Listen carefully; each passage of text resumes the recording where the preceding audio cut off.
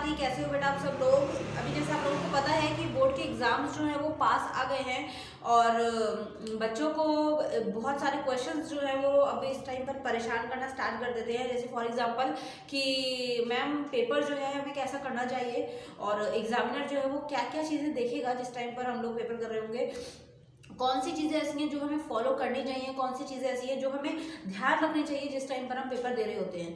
तो एक चीज़ मैं आप लोगों को बोल देती हूँ कि एग्जामिनर जो है वो नॉर्मल हमारी तरह ही इंसान होता है, ठीक है, जो आपका पेपर चेक करता है।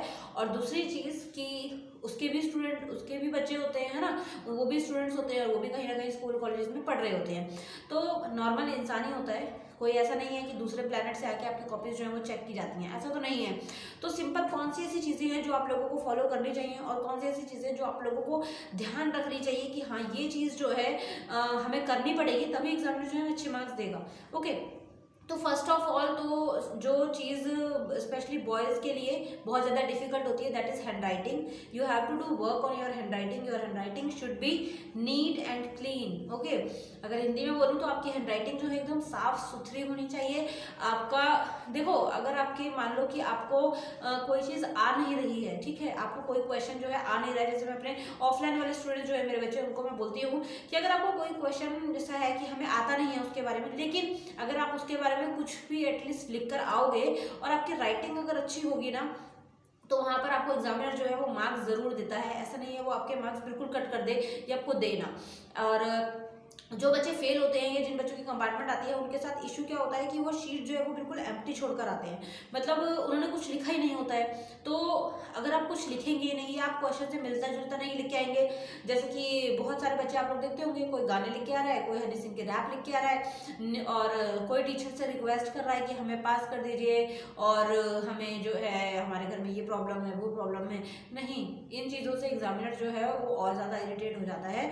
कुछ एक एग्जामिनर होंगे जो आपको मौका देंगे और जो आपको पास करने का सोचेंगे, लेकिन 99% ऐसा कोई भी पास नहीं करता है। आप लोगों को ध्यान किन चीज़ों पे रखना होगा?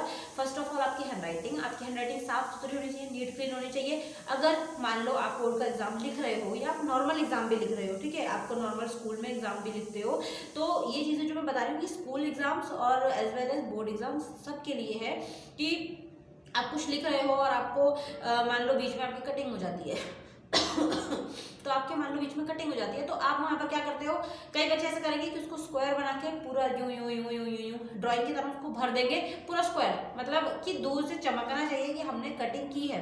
लेकिन ऐसा नहीं करना है ना। जो चेकर है, जो एग्जामिनर है, जो चेक करेगा आपका पेपर, उसको बताना ही नहीं है कि हमने कटिंग की है, या उसको बताना ही नहीं है कि हम पेपर नहीं लिख पा रहे हैं या हमें ये चीज़ नहीं आ रही थी तो हमने कटिंग करी।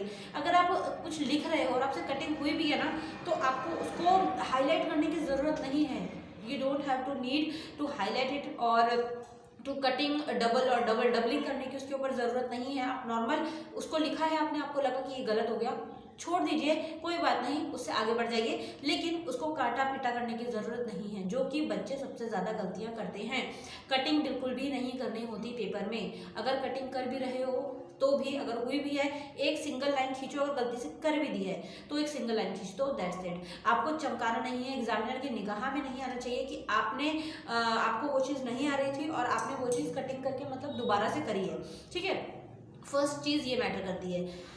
सेकेंड चीज़ कि फर्स्ट पेज पर कभी भी कटिंग मत करो, फर्स्ट पेज को नीट एंड क्लीन लिखो। जो एग्जामिनर है ना, जो चेकर होता है, जो आपका पेपर चेक करता है, जैसे हम लोग भी एज ए टीचर मैं आप लोगों को एडवाइस दे रही हूँ, जैसे हम लोग पेपर चेक करते हैं या हम लोगों के पास टेस्ट होते हैं, जो भी चीज़ें होती हैं, हम स्टार्टिंग के फर्स्ट पेज और सेकेंड पेज से अंदाज़ा लगा लेते हैं कि बच्चा जो है आगे का उसने कैसा पेपर लिखा हुआ होगा, कैसी चीज़ें उसने कर रखी होंगी, मतलब आगे का उसका लेवल जो है वो कैसा होगा।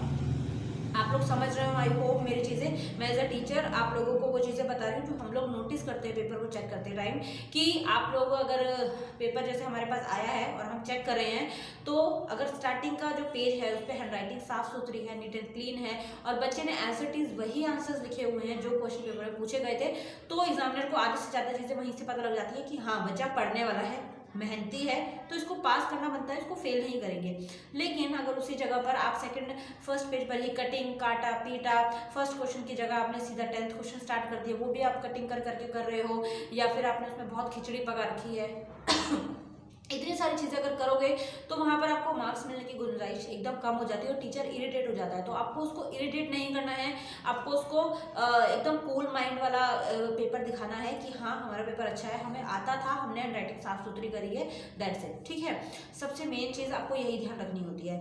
देन अब यहाँ पर कई बच्चे ये बोलेंगे कि मैम हमारी तो हैंड राइटिंग बहुत बेकार है। कुछ लड़के भी होंगे, कुछ लड़कियां भी होंगी। अब ये वीडियो देखते समय वो सोच रहे होंगे कि मैम हमारी राइटिंग तो बहुत बेकार है और वो ठीक भी नहीं हो रही है, हमने बहुत ट्राई किया, वो हैंड राइटिंग बहुत गंदी आ रही है। तो यहाँ पर आप लोगों को क्या करना चाहिए, देखिए अगर हैंड राइटिंग गंदी भी है तो एटलीस्ट आप एक चीज़ ट्राई कीजिए कि आप कर्सिव हैंड राइटिंग फॉलो मत कीजिए, आप हर अल्फ़ाबेट को अलग अलग लिखने का प्रैक्टिस कीजिए। ठीक है, बच्चे क्या करते हैं, कर्सिव हैंड राइटिंग लिखने के चक्कर में उनकी हैंड राइटिंग बहुत ज़्यादा गलत हो जाती है, मतलब पूरा मछली मार्केट जो होता है ना वो बन जाता है, पूरी खिचड़ियाँ पका देते हैं वो। तो आपको ऐसा नहीं करना है, आपको नॉर्मली ध्यान रखना है कि अगर आपकी राइटिंग बेकार भी है तो आप हर फॉन्ट को अलग अलग लिखिए, एटलीस्ट आपका फॉन्ट समझ आना चाहिए। ये नहीं है कि अगर आपने मान लो ऑरेंजेस लिखा है तो आपका ORANGE सब कुछ एक ही फॉन्ट, एक ही नदी की तरह जा रहा है, वो पता ही नहीं चल रहा है कि क्या लिखा है क्या नहीं लिखा है।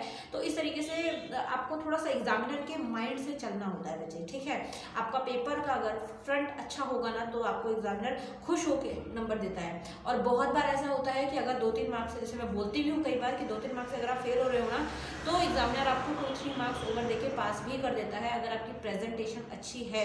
आपकी प्रेजेंटेशन के बहुत ज़्यादा अच्छे मार्क्स होते हैं अगर आप करते हैं तो इसलिए पिछली बार जिन्होंने गलतियां की हो इस बार मत करिएगा, इंप्रूव करने की कोशिश कीजिएगा कि हाँ हमने जो है ये गलतियां की थी और इस बार हम वो गलतियां नहीं करेंगे। ठीक है, उसके बाद में कई बच्चे ये बोलते हैं कि मैम वाइटनर यूज़ कर लें, और कई बच्चे कर भी देते हैं। तो वहाँ पर मैं आप लोगों को बोलूँगी कि देखो बेटा वाइटनर अलाउड वैसे होता नहीं है, अगर आप वाइटनर यूज़ कर भी रहे हो तो भी वाइटनर भी एकदम से निगाह में टीचर की आ जाता है, क्योंकि हम लोगों को इतना एक्सपीरियंस है कि वाइट कॉपी जब चमकती है तो हमें पता लग जाता है कि यहाँ पर बच्चे को नहीं आ रहा है।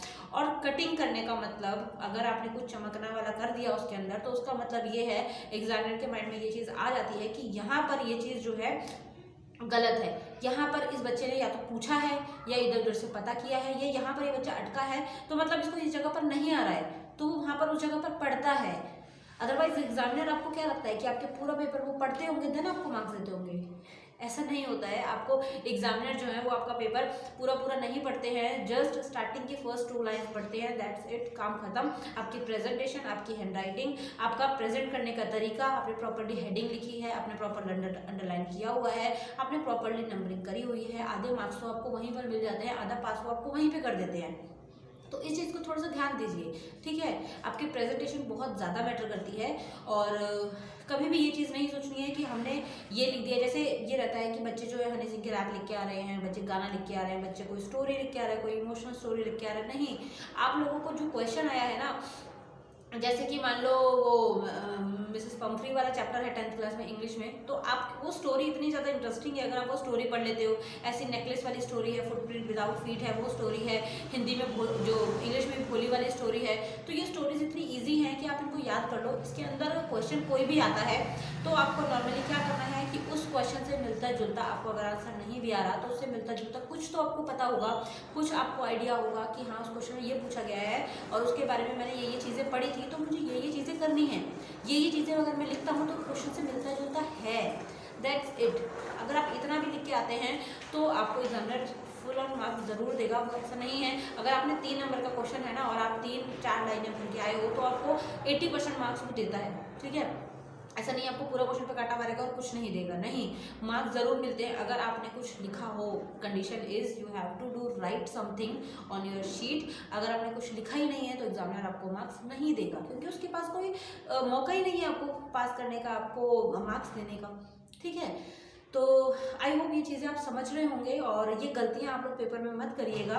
और एक चीज़ और, जैसे जो फाइनल जो इसको बोलते हैं लॉन्ग क्वेश्चंस जो होते हैं, जैसे बच्चे बहुत ज़्यादा डरते हैं कि मैम लॉन्ग क्वेश्चंस हमें नहीं आते हैं, लॉन्ग क्वेश्चंस में क्या आता है क्या नहीं आता वो चीज़ें हमें याद ही नहीं होते हैं। तो लॉन्ग क्वेश्चन स्टोरीज की तरह होते हैं, अगर आप शॉर्ट नहीं याद कर सकते ना, लॉन्ग क्वेश्चन याद कर लीजिए। अगर आपकी लर्निंग कैपेसिटी अच्छी है तो अगर आप लॉन्ग एक याद करते हो उसमें से आपको 5 शॉर्ट आंसर्स याद हो रहे हैं, अगर आप ध्यान से दिमाग लगा के सोचोगे ना तो ये चीज़ आप समझोगे। लेकिन बच्चे क्या करते हैं, लेंथ देख के घबरा जाते हैं कि इतना लंबा ये तो मुझसे होगा ही नहीं। ऐसे नहीं हो जाता है, बहुत इजी होते हैं। स्टोरी की तरह याद करो बेटा, स्टोरी की तरह याद करोगे तो आराम से होगा। ठीक है, इसी तरीके से लॉन्ग क्वेश्चन अगर आपने लिखा है और वो पूरा एक शीट आपने भर दी है मान लो, तो एग्जामिनर आपकी पूरी एक शीट चेक थोड़ी ना करेगा, उसके पास तो हजारों बच्चों की शीट्स होती है। तो वो अगर पूरा आपका क्वेश्चन चेक करने लग गया तो कितना टाइम लगेगा। वो क्या देखता है, फर्स्ट 2 लाइन्स इस बच्चे ने क्वेश्चन से मिलती जुलती लिखी है कि नहीं लिखी है, ठीक है लिखी है। लास्ट की 2 लाइन्स में बच्चे ने क्या लिखा है, क्वेश्चन से मिलता जुलता कुछ लग रहा है नहीं लग रहा है, वही वर्ड्स जो क्वेश्चन में है वही वर्ड्स आंसर में लिखे हैं नहीं लिखे हैं, दैट्स इट। उसके बाद में बच्चे ने खिचड़ी कितनी पकाई है क्वेश्चन के अंदर, अगर आप खिचड़ी पका के आए हो तो डेफिनेटली जहां उसकी नजर जाएगी आपने कटिंग करके वो वहीं पर पड़ेगा, तो आपको कटिंग करनी ही नहीं है, ठीक है। इस चीज़ का ध्यान रखना है। मेरे ऑफलाइन जितने स्टूडेंट्स हैं मैं उनको यही चीज़ें सारी बताती हूँ जब पेपर देने जाते हैं वो। तो आप लोगों को मैंने शायद पहले बताया ये नहीं बताया, लेकिन इस बार मैंने सोचा जब एग्जाम्स आ रहे हैं तो धीरे धीरे आपको टिप्स देती रहूँ ताकि आप लोगों को ध्यान रहे, आप लोग थोड़ा सा अलर्ट रहें कि हाँ ये चीज़ें हमने मना की है तो ये हमें नहीं करनी है। और डजेंट मैटर आप इंग्लिश का पेपर दे रहे हैं, सिर्फ मैथ्स को छोड़ के बाकी सब में आप बना के अपने आप से लिखिए, कोई कुछ नहीं बोलता, कोई पूरा पेपर चेक नहीं करता, ठीक है। हिस्ट्री वाले बच्चे हैं, डरने की ज़रूरत नहीं है, साइंस वाले हैं उनको भी नहीं है, और SST वाले हैं मतलब ज्योग्राफी हो गया, और इसके अलावा में हिंदी हो गया, इंग्लिश हो गया, तो बहुत सारी चीज़ें ऐसी होती हैं, चाहे आप 10th में हो, 11th में हो, 12th में हो, इकोनॉमिक्स हो गया, बिजनेस स्टडी हो गया, तो बहुत सारे क्वेश्चंस ऐसे होते हैं जिनको आप बना के लिख सकते हैं। हर वीडियो में मैं यही बोलती हूँ, अगर आपको बना के लिखने का टैलेंट है तो आप कभी भी फेल नहीं हो सकते, ठीक है। जैसे अभी ये है कि मुझे आप एक वर्ड देंगे और आप बोलेंगे इसके ऊपर आपको 4 पेजेस लिखने हैं, तो मैं उसको आराम से लिख सकती हूँ, क्योंकि मुझ में टैलेंट है कि मैं उस वर्ड को उसके बारे में बना के कुछ लिखूँ, उसके बारे में कोई स्टोरी लिख दूँ, उसके बारे में कोई पैराग्राफ लिख दूँ, उसके बारे में उसकी इंपॉर्टेंस लिख दूँ, उसके फीचर्स लिख दूँ कि क्या उसमें क्या अच्छी चीज़ें हैं, उसके बारे में क्या बुरी चीज़ें हैं, सब कुछ। तो उसी को बोलते हैं ओन वर्ड्स लिखने का टैलेंट। अगर आपके अंदर वो है, अगर आपको लगता है कि हाँ ये चीज़ जो है मैं कर सकता हूँ, मैं कर सकती हूँ और मुझे में बना के लिखने का है, तो हिस्ट्री का आपको कोई क्वेश्चन आ रहा है तो आप उसको बना के क्यों नहीं लिख सकते। आपको उसके बारे में ABCD कुछ भी पता हो आप लिख दीजिए, छोड़ने की ज़रूरत नहीं है कि ये क्वेश्चन तो हमने पढ़ा ही नहीं था, ये पता नहीं कहाँ से क्वेश्चन आया, मुझे ये आता ही नहीं है, तो बस पता नहीं क्या होगा, ये तो मुझसे हो ही नहीं सकता, ऐसे नहीं सोचना है, ठीक है। मैथ्स के अलावा बाकी सारे सब्जेक्ट्स में आपको ओन वर्डिंग यूज़ करनी है, चाहे आप कोई भी क्लास में हो, 7, 8, 9, 10, और स्पेशली बोर्ड वालों को तो स्पेशली बोल रही हूँ कि ओन वर्ड्स लिखना है, ठीक है। अगर आपको कोई क्वेश्चन नहीं आ रहा है ना, उसको छोड़ना नहीं है बेटा, अगर छोड़ोगे तो एग्जामिनर के पास कोई चारा ही नहीं है, वो आपको फेल करेगा।